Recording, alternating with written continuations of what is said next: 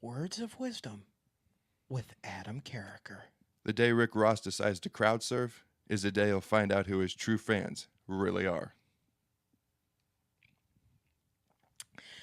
And on that inspiring note, we welcome you to Fourth and Pain, the only pro wrestling show to be hosted by an NFL player and a weight loss champion. He's Redskins defensive end Adam Carriker. Howdy. I'm former wrestling announcer turned weight loss champion Chuck Carroll. This is Fourth and Pain. Be sure to follow us on Twitter at Fourth and Pain, like us on Facebook, and whatever else you do, whatever other plans you make with your life, be sure each and every weekday you join us 12 noon Eastern, fourthandpain.com. Brand new content, and as always, Adam, low calorie, high energy. And other than you today, good looks. Yeah, well, and I think that that's a good place to start today. Why don't you just stand up for the folks? Exactly. Stand on that chair. You know, become as tall as me. No, believe it or not, I'm actually going to be out of the shot here. Well, we don't so need to see your. We don't need to see your face. Look at this. Look at the size of this. So we made the bet on the K-State game. You said the K-State would barely beat Texas. Look at that. I said that they would beat them soundly. They beat them soundly. So the bet was if you were right, I had to wear some of your clothes. I'm not sure how that was going to work since you wear a small and I wear a 3X. Instead, I was right, and now you have to wear my clothes. And you basically look like every kid I went to middle school with. Well, the old school John Cena, NFL reject, G-Thug gangster wannabe with the socks up to the knees, the shorts that look like pants, and a shirt that looks like something that, well, Rick Ross would wear. Well, and I love the hat, too. It goes around your ears. It literally is like you could wear it twice. 7 5/8. And let's not forget the chain the here. Gold I believe chain. that the chain just brings it all together. Here's the thing, though. And what's the shirt say? My favorite part? Largest arms on the D-line. This is an Adam Carriker special. Carriker Football 94. If you'd like a shirt, you can't get one. I'm sorry. We just literally decided to make them up on our own. It says largest arms on the D-line. No, it does not. It says Carriker 94 on the back. What's it say on the back of mine? Let them get the back. There we go. We tried to mimic a jersey. My wife and I lost a bet to D'Lo Brown, so I had to have a couple shirts made up, and I sent these to him. Well, I haven't sent them yet, but I'm going to send them later today. And then on the back of mine, what's it say? I forget. Largest arms on the D-line. Ah, yes. To your front, to my back, and then the Carriker 94 football. I'm pretty proud of these. I made these up on my own. I think they came out pretty well. It does not look good on you, but that's just because it's the wrong size. You are a well-groomed individual. Well, thank you. And I got to say, you know what? This is all surprisingly comfortable. And is it because you're free-balling? No, I don't free-ball. But you know I do, and you were a little uncomfortable with that, but I assured you that they were washed. I lied to you, but you feel good anyways. You suck. Because as we tape this, beforehand, you told me you had not showered in 3 days. Hey, in my defense, I'm in a stupid brace. I'm on crutches, and showering is a real pain in my arse. And you're sitting clean. Don't worry. You're so fresh and so clean. The problem is, Adam, I hear what you're saying, but I can't 100% believe All you have to do is ask my wife when she leaves, and don't worry. I've only paid her not to lie to you. That means she's going to tell you the truth. If I come up with some sort of fungus, crotch rot. At least you didn't sniff it. It won't be on your face. Touche. And I made sure to wear draws. You're good. Trust me, you're good. I wouldn't do that to you. Surprisingly. Now, these clothes I've been wearing for a couple days, but, folks, it's been tough. I'm ready to walk. I may wear these home. You look good. I know you are. You look horrible, but you look good. Thanks, man. If I had a shirt that fit me, I'd say, I look pretty damn good. But I do like the shirt. I really like the black and white right there that you got going. Actually, I like this shirt better. We were trying to mimic, something with the burgundy and gold, the Redskins flavor. Sure. But this is actually my favorite shirt. No, man, that is definitely a sharp-looking shirt. I actually think that we should have a number printed up and perhaps throw them up on forthandpain.com. Christmas is coming. We can make more shirts. I'm just saying. We can make more shirts. Just throwing it out there. All right. But anyway, welcome to Fourth and Pain. Again, be sure to follow us each and every weekday noon, forthandpain.com, and on Twitter at Fourth and Pain. And Adam, it's difficult to make this transition from a lighthearted bet to just very tough. Yes. One of the most difficult weekends in the history of the National Football League. We have not one, but as it turns out, two just bizarre, tragic incidents in the league. We have the Kansas City Chiefs player involved in the murder-suicide, and then it comes out a day later that a groundskeeper with the Cleveland Browns also took his own life at the team facility on Saturday. And I remember texting you that early on Sunday morning, and you said people don't realize just how incredibly difficult the NFL is. Well, people forget that, we still are people. We still have things going on off the field. We still have personal lives, and the NFL itself, it's not easy. It's not simple. It's hard to do. That's why the average career is very short. That's why it's hard to get in. and it's hard to stay in very long. And our prayers, best wishes to the families, to everybody involved, everyone with those organizations. We just wish you the best, and we will be praying for you guys. You know, and my heart really goes out to Scott Pioli and Romeo Crennel, who reportedly were right there at the time that he took his own life. And I can't imagine what they were going through Sunday on the sideline. They come away with a well-deserved victory and a healing victory, hopefully, even though the emotions were still very, very raw. You know, you think back to the Sean Taylor tragedy here in Washington, but the team had, I don't want to say that the team had 5 days. I mean, that's not a long span, but to do this, to turn around and play a game in a little more than 24 hours after the fact, that had to be very, very difficult to do. My wife and I actually had a discussion as to whether or not they should play the game, just between a husband and his wife. And, she was kind of in the middle, and I said, it's tough because if you miss the game, everybody has to miss the game, and it's just real tough. It's real short notice, so it's not due to a lack of respect to anybody. It's just it's a very tough situation. And the team leaders for the Chiefs did get together. From what I understand, from what I heard from the media on Fox, they did get together on Saturday night, and they did decide that they did want to play the game. So at least we know that, and they did. They got the victory, and hopefully, in some way, shape, or form, that helps in the littlest bit. Therapeutic, hopefully at least for those 3 hours they were able to forget about it. And but you move on. Just an unthinkable tragedy, unthinkable. And as you said, our prayers go out to both organizations, and we move on as well. Absolutely. All right. I'll let you handle that transition. A difficult one again, but let's talk a little bit about college football. I think that the best place to start is with the SEC championship game. What a game that was. I mean, what an absolutely phenomenal game. I'm not a big fan of the SEC, but I was thoroughly entertained between Alabama and Georgia, my friend. It was a very good football game. I mean, when Georgia blocked the field goal, returned it for a touchdown, I thought it was – the defense has been playing pretty well to that point. After that, they really didn't play well. But I was like, that kind of looks like Georgia might have the game nail in the coffin. I even texted Goldberg. I left him alone the whole game to that point. But when I saw that, I went, wow. He texted me back. It's a great game, great, all this stuff. He was excited. He was elated. And then the texts, they weren't. I left him alone once Alabama went ahead. Yeah. He wasn't as excited, but it was exciting nonetheless. And you and I actually talked about it. Georgia had every chance in the world. I think they cost themselves 2, if not 3 plays. They could have easily spiked that ball, 15 seconds to go. They run up, they spike it, maybe 2 seconds, maybe 3 at the most run off. You throw a couple of just, passes to the back of the end zone real quick, maybe 10, 11, maybe the whole time runs off. You get 2 plays. Sure. Maybe 3. One of those 3, as long as you don't throw a pick, the odds are in your favor. You're going to get a touchdown. I think by trying to run that play, the ball getting tipped, obviously it cost them the game. Well, let's talk strategy there. I assume it was Georgia was trying to keep Alabama, catch them off guard a little bit. Like, oh my gosh, they're not really clocking the ball. We may not be ready for this play. And I think that that's kind of what Georgia was going for. But in the end, it does come back to bite them in a big, big way. And that ball was actually tipped. A lot of people have been giving the receiver, I forget his name, who caught that pass at the 5-yard line, have been giving him guff. Well, that ball was not intended for him whatsoever. Yeah. It literally just fell into his arm. So what are you going to do? I mean, your reaction is to catch the ball. Who in their right mind with that much time to think is going to be like, oh, I should bat it down to the ground like a volleyball player. Right. I mean, you're going to catch the ball. As I've seen defensive linemen with games on the line who never touch the ball, pick it up, run with it, because they're trying to do what they never do, and that's touch the ball and score and fumble, and then we end up losing the game to Texas Tech. Which brings up a good question. Georgia goes down in defeat, still arguably one of the best teams in the country. They play who is now the number 2 team in the country, take them to the absolute limit. Game goes down to the final play. And yet now Georgia is on the outside looking in on the BCS picture. They're not going to be in. There's so many stupid rules in the BCS, like that the Big East gets an automatic qualifier. If somehow Boise or Northern Illinois would have ended up in the top 16 because they're rated ahead of a BCS conference champion, they would have automatically gotten in.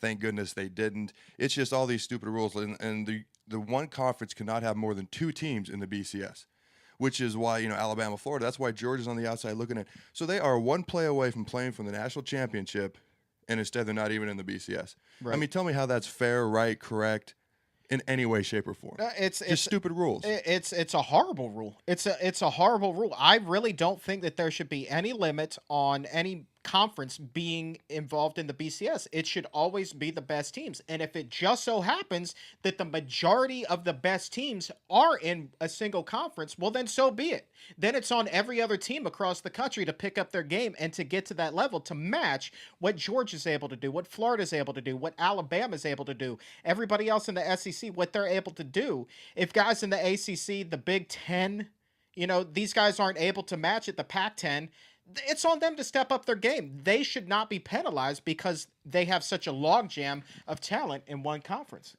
Well, I'm fine with, the automatic qualifying from like the BCS conferences such as the Big Ten, the Pac-12, the SEC, with those conferences. But if you're going to be an automatic qualifier, you need to be a good conference that year in and year out. You're going to put a good team in there. You can't be like the ACC where it's every other year, or the Big East where it's every third or fourth year. And then because you win once every 3 years like West Virginia did last year, oh, we deserve this spot. No, you don't. You're a basketball conference. Stick to the hardwood.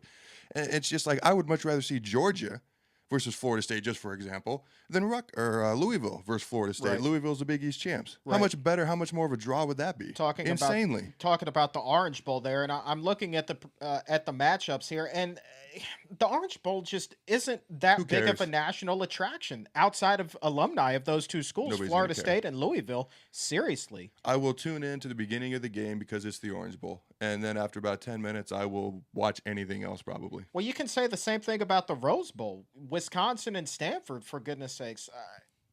Again, not the biggest national draw out there. These are supposed to be the biggest games of the bowl season. And so far, they're 0 for 2. I will point this out. You make a good point about Wisconsin. I will point this out. This is a rare season of the Big Ten. Ohio State was ineligible, 12-0. Penn State's ineligible at 8-4. Both those teams would have been ahead of Wisconsin to play in the Big Ten title game. So you would have had Ohio State versus Nebraska, or even if Ohio State's not eligible, Penn State versus Nebraska. Any of those teams would have been a bigger draw than Wisconsin. It just happened to be a down year. And Nebraska decided not to show up for whatever reason, because even Nebraska, Stanford, that would have been 2 top 10 teams. Wisconsin shows up, spanked the crap out of the black skirts. Yes, I said black skirts as a former black shirt myself, because I was flat out embarrassing. I will bleed Husker red till the day I die. But I think I'm bleeding internally right now just from watching that game. So it's kind of a fluke year. Typically, the Big Ten has a good team. But you're exactly right. Teams like the ACC, it's come and go. Big East, it's very rare. You need to make sure you have a good quality team every year to get that automatic qualifier. After that, to me, it should just be the highest rated teams. Well, again, plain and simple. You have 5 BCS games there. 2 of them not going to have much national interest. The Sugar Bowl should do very well. You've got Florida versus Oklahoma, Fiesta Bowl, K-State versus Oregon. That'll be a fun one to watch. And, of course, the national championship, Notre Dame versus Alabama. But the BCS needs a lot of help. A lot of help. Nobody's denying that. And I, for one, cannot wait for that playoff system to roll around. Well, hold on.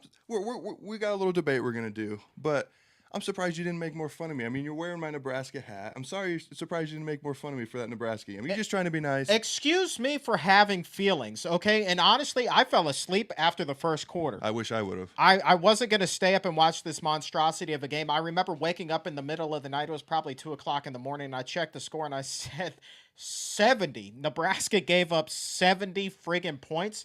Where were you? It was a dark night on Saturday. Where were you? Literally, it was pitch black out. I couldn't see anything. I remember tweeting at one point during the SEC championship game, just jokingly, that Georgia's defensive line could have used you and Goldberg because they couldn't stop the run for anything. But then Nebraska obviously wishes they had a redshirt season left in you because, good God almighty, couldn't stop the pass, couldn't stop the run, couldn't stop a damn thing. Well, 70, Adam. Yeah, no, 70. I have no argument with you. I watched the game. I have no comebacks. I have no argument. For once, you're going to win this. But actually, you're not going to win everything because they only passed they had 650 yards of total offense. They only passed for 100 yards. Why would they throw the ball if they have such an enormous lead, though? 550 yards rushing. They had almost 300 at halftime. Our defensive line was literally 10 yards back every play in that second half. Getting pushed off. It was like, I was talking to Angie today, who does the Peyton Pulse, and that's what I used to see Nebraska do to other teams. Back when I grew up, they ran the option. It was Eric Crouch. It was Scott Frost. It was Tommy Frazier. We were pushing guys 10 yards back. Anytime we hit another team their player, we would be the ones knocking them back. On just about every tackle I saw yesterday, they were getting hit, and then they'd get drugged for 5 yards before they tackled the Wisconsin back, whether it's Monty Ball or James White. I mean, it was a dark day, and I love Bo Pelini. I think he's a really good coach. I played for the guy for a year. Great coach, players coach, knows what he's doing. I think he was severely outcoached in that game. Wisconsin, they talked about the adjustments they made. And we've beat them, so we know they're not that much better than us. They're not even better than us. Look at their record. And it's just like, you got to make the adjustments throughout the game, and I just didn't see it. All right, well, let's put that in the rearview mirror. Let's look ahead to the playoff system. Again, I can't wait for the playoff system to roll around. And I'm going to be perfectly honest, I'm not familiar with the ins and outs of the rules just yet, but I will say this, the point that I want to make to you is unlike the current BCS system, it should be the top teams, period. And again, if that means that all 4 teams are from the same conference, then so be it. Just give us the top teams. That eliminates any sort of debate, any sort of sour grapes among anybody. That will enable us to finally do at least come the closest to crowning a undisputed national champion. Well, from what I said to you earlier today, I don't agree with that. I don't understand how you can't agree with that. Well, here's what I want to do. So we talked about, you got your 4 teams? I do. Okay. I do. So you're going to put out your 4 teams. Like, we're doing it as if this year was the first year of the playoff. It's not for another couple of years. And we each came up, because there's a committee. Basically how it works at the end, like right now, there would be a committee putting together the 4 teams that would play in the playoff. Right. Okay, and then they would play the playoffs. Right. So you're the committee. Right. You come up with your teams. All right. I got my 4 teams. All right, here we go. And then we'll discuss. All right, taking Ohio State out of the equation, they're bowl ineligible. That changes absolutely nothing. Notre Dame, Alabama, Georgia, Florida. Boom, Dunsky. I think that Georgia, even though they had 2 losses, is a better team than Oregon, is a better team than Kansas State. Period. They deserve to be in. By virtue of that SEC title game alone, and I know the look that you shot me was one of complete and utter shock. Like, you oh just my God. defeated your own argument. No.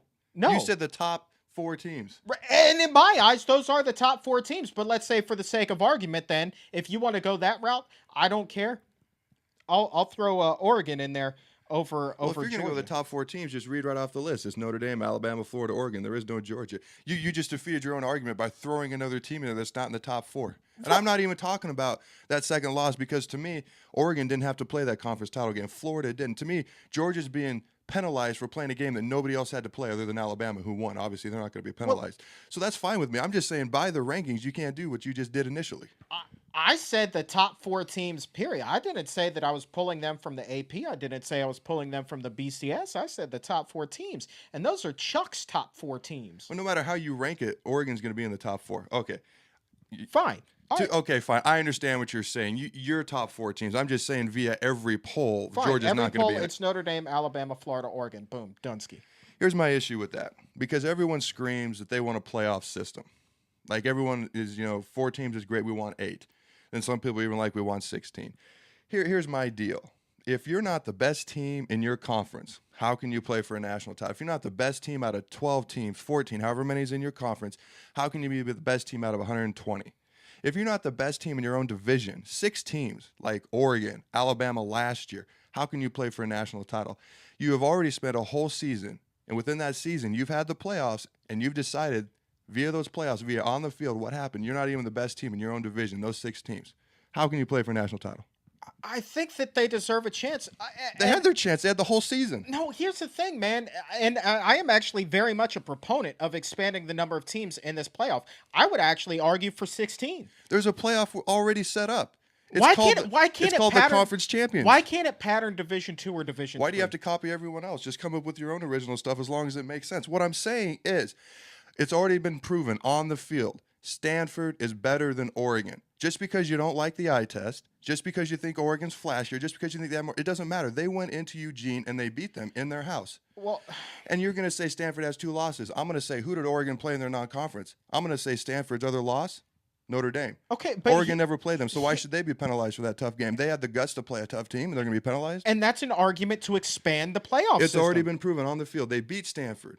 I'm sorry, And you were Stanford. giving me a hard time for putting Chuck's top 4 in there. You're putting friggin' Stanford in there. Here's what I'm That's saying. down the list. They won their conference championship. They won the division in their conference. Oregon didn't do either one of those. Florida, who I actually think is one of the top 4 teams in the nation, but they didn't win their conference. It's already been proven that they're not better. Kansas State won their conference. Are you saying Stanford then, won their Are you conference. saying then that if there were an 8 or a 16 team playoff, that Stanford would not deserve to be in there? Are you saying that they could not make a serious run and actually get? What are you talking about? I said they'd be in a 4-team playoff. Why would they not be in an 8-team playoff? I'm with you. Are you saying though? But hold on. Here's what I'm saying. But then how could they actually make it with that 2 losses? Because then everybody's kicking up, dust, salt, and vinegar in everybody's wounds. Here's what I'm saying, okay? To me, the regular season is a playoff, all right? And as part of that playoff, you have to prove that you're the best team in your division first. Stanford did that. Then you have to prove that you're the best team in your conference by winning your conference title game. Stanford did that. To me, if you don't do that, I'm saying within what they have now, within the 4-team range. Now, if you expand this, well, you can't put every conference champion. You're going to have the MAC champ, you're going to have the Sun Belt champ. So obviously it changes the more teams you put in. I'm saying within the 4-team format, if you can't win your conference, if you can't win the playoff during the regular season, which is your conference title, how can you all of a sudden, like Alabama last year? It made no sense to me. They'd already lost to LSU. They didn't win the SEC. They didn't win the SEC West, yet they go and they win one game and they're the national champions. How about Oklahoma State? Just because people think Alabama's better because they think they look prettier, they want to see them in there versus LSU versus Oklahoma State, who actually won their conference. And Alabama already lost to LSU at home. All right. Well, here's my question. I want to actually look then to the March tournament, the basketball tournament. Okay? That's a 64-team tournament. I'm not saying that football needs a 64-team playoff. But what I am saying is if you expand it a little bit, then you get the option, you get the opportunity for some sort of Cinderella story. Locally, you can look at George Mason or VCU a few years ago in the NCAA tournament, that run that they made. It expands a lot of at-large teams to go in there and do their thing, okay? I would argue that the NCAA knows what they need to do, and I would argue that the only way that you are ever going to get a true clear-cut national champion is to expand the tournament system, because the 4-team system, there is going to be a lot of debate. There are going to be more than 4 top teams. There are every year. Somebody's always going to get left off. The odds of there being 4 undefeated teams in the playoff system, almost unthinkable. That's like lottery odds. The odds of there being more than 4 one-loss teams, which means somebody's gonna be left out again. 4 teams is not enough. You need 8 to 16. I'm a proponent of 16, and that's the only way, Adam. The only way you are ever going to get a true national champion. To your point about the NCAA tournament, to get an automatic bid in there, the first thing you have to do is win your conference title. And it actually, because there's so many teams, because there's 64, the smallest conference, say the Sun Belt, you win that, you automatically get in. I understand. So that's just part of the criteria. That's the first thing you have to do. You don't do that, you don't get an automatic berth at all. You have to be selected. Now, here's what I'm saying. Here's what I like about college football. College football is different. The regular season means literally nothing in the NFL. Just ask the 7-9 Seahawks who got in the playoffs. Just ask the 9-7 Packers and Giants who got in. All you have to do is get in. It doesn't matter. As long as you get in, you can win the Super Bowl. Just ask them. College football is more fun to watch because every game means so much more. And 8 teams sounds good, but then you're going to get teams in there with 2 losses. There would be some years where you'd have a team with 3 losses, not this year, but some years. Their team with 3 losses has no business in there, and it makes the regular season so much more important, so much fun to watch because every game is that much more valuable. What I'm saying is there's already a built-in playoff system. It's called the Conference Championships, and to me, here are my 4 teams. Let me find them real quick on my paper. Notre Dame, they're an independent. They shouldn't be. I don't think it's fair, but it is what it is. Notre Dame gets in. Alabama, SEC champs. Kansas State, Big 12 champs. Stanford, Pac-12 champs. Now, the teams that are left off are Oregon and Florida. Oregon looks real pretty. Oregon scores a lot of points until they lose to Stanford. And then Florida, I actually, if you go by, here's my problem. I'm saying on the field, what's been proven on the field, those are the 4 most deserving teams. I'm not going to say 4 best, but those other teams, it's already been proven that they're not the best team in the nation because they didn't win their conference. As good as I think Florida is, they didn't win their conference or even their division. So that's where I think even though Kansas State got blown out, they won their conference. They've got one loss. I mean, if you look at some of these NFL teams that are 9-7, nobody would ever put them in the playoffs. But then they get in, they win. So to me, that's what I'm saying. There's already a playoff system. It's not eye test. To me, people want to go with the eye test over what happened on the field, which is why Oregon looks better than Stanford, even though Stanford beat Oregon. Tweet us. What do you guys think? At Fourth and Pain. Let us know. Let us know. Look at you. At Adam Carriker. Don't do at the Chuck Carroll. Nobody likes him. At Fourth and Pain. Actually, give him a follow. He needs some followers. So do I. At Adam Carriker 94. There you go. You try to get to the 20,000 mark. I'm trying to get to so close. I know so you close. Follow him. For God's sakes, follow him. I'm dying. All right. On that note, we are fresh out of time. Thank you so very much for believing in our weirdness. I'm Chuck Carroll. I'm Adam Carriker. I've got the largest arms on the D line. Peace out, Fourth and Painters.